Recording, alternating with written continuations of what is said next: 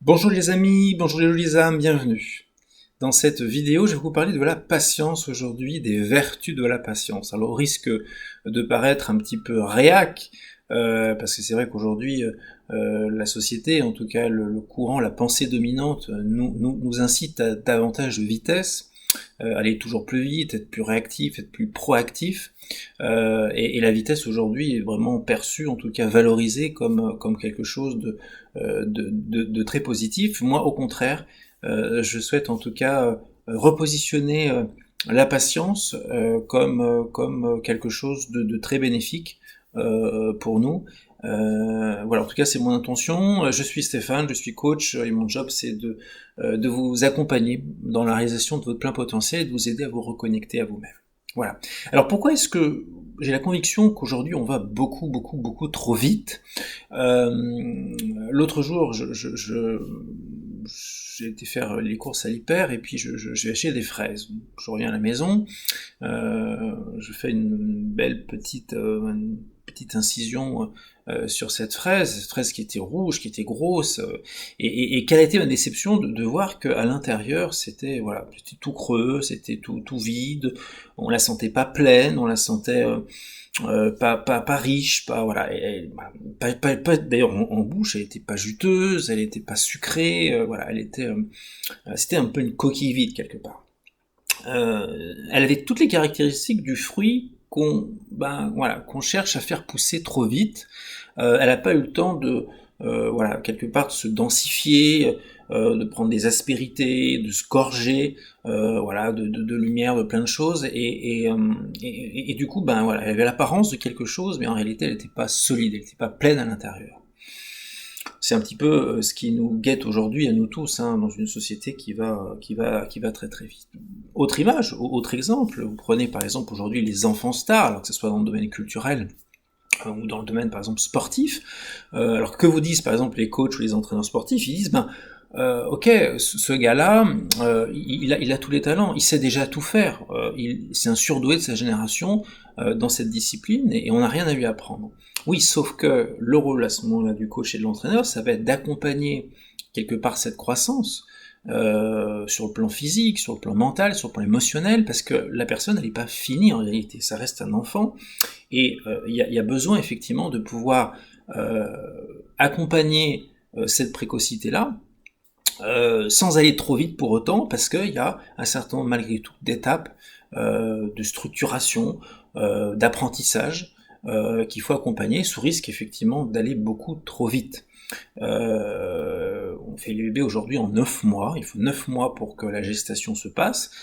C'est ça la patience, c'est un processus de gestation quelque part, et donc c'est ça qu'on doit quelque part réapprendre à faire.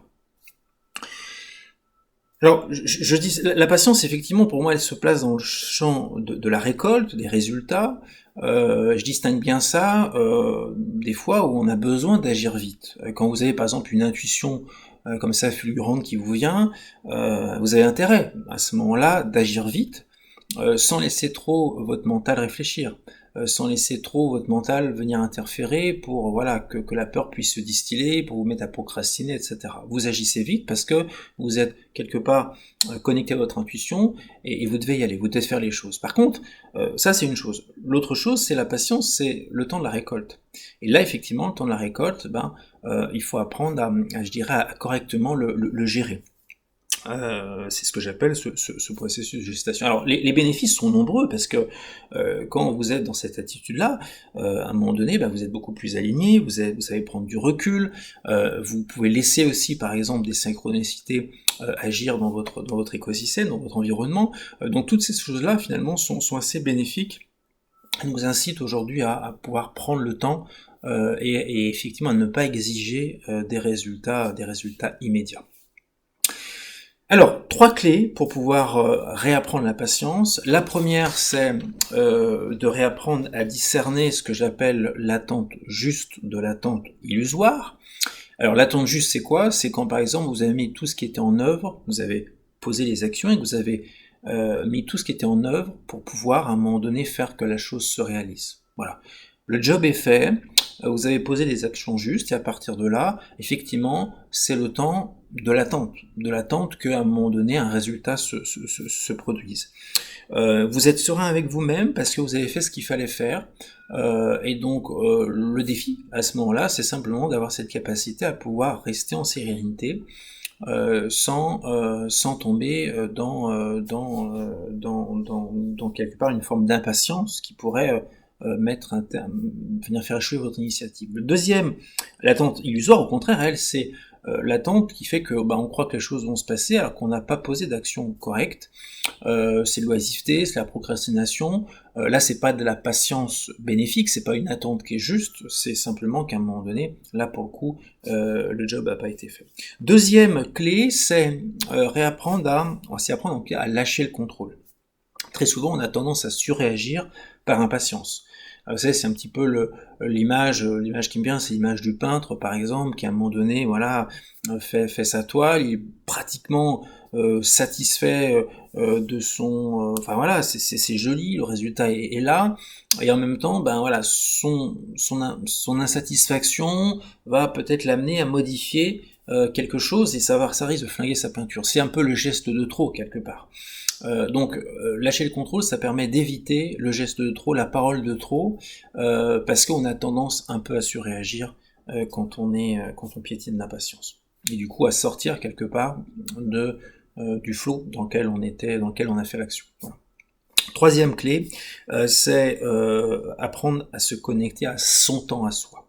Là où la société, le mainstream nous incite à rentrer dans une forme de rythme effréné, non seulement effréné, mais en même temps un rythme uniforme, c'est-à-dire globalement tout le monde est à la même enseigne, alors qu'au contraire, nous ce qu'on recherche, c'est cette capacité à pouvoir être dans son temps à soi, c'est faire ressortir notre singularité, et à un moment donné, le temps de l'autre n'est pas mon temps à moi. Donc c'est aussi quelque part comprendre ça. J'avais fait une vidéo sur le thème de la résilience où effectivement j'expliquais que que face à une situation difficile, il y a certaines personnes qui vont réagir de manière plus rapide que d'autres qui ont besoin de plus de temps, et les deux sont ok. Ce qui est important, c'est quelque part de bien s'assurer que le processus se fait de manière optimale. Voilà. Donc je rapprends à me connecter à mon temps, ça c'est un élément essentiel. Voilà, alors finalement, la question auquel il faudrait arriver à répondre, c'est comment est-ce que je fais pour que le temps, quelque part, devienne un précieux allié. Réapprendre la patience, ça revient finalement à appréhender le temps, non pas comme quelque chose qu'on subit, mais comme un processus. D'accord ? Un processus dont on va avoir la maîtrise, pas dans le sens contrôle, c'est-à-dire qu'on va pouvoir imposer ou contraindre, mais dans le sens où on va pouvoir jouer avec, composer avec. Voilà. Voilà ce que je souhaitais en tout cas vous transmettre sur ce thème de la patience. Alors merci, merci en tout cas pour votre écoute. Likez, commentez, partagez. Contactez-moi si vous avez envie en tout cas d'apprendre à composer, à jouer avec le temps dans l'atteinte de vos résultats. Et puis voilà, je vous souhaite une très très belle exploration et je vous dis à très bientôt.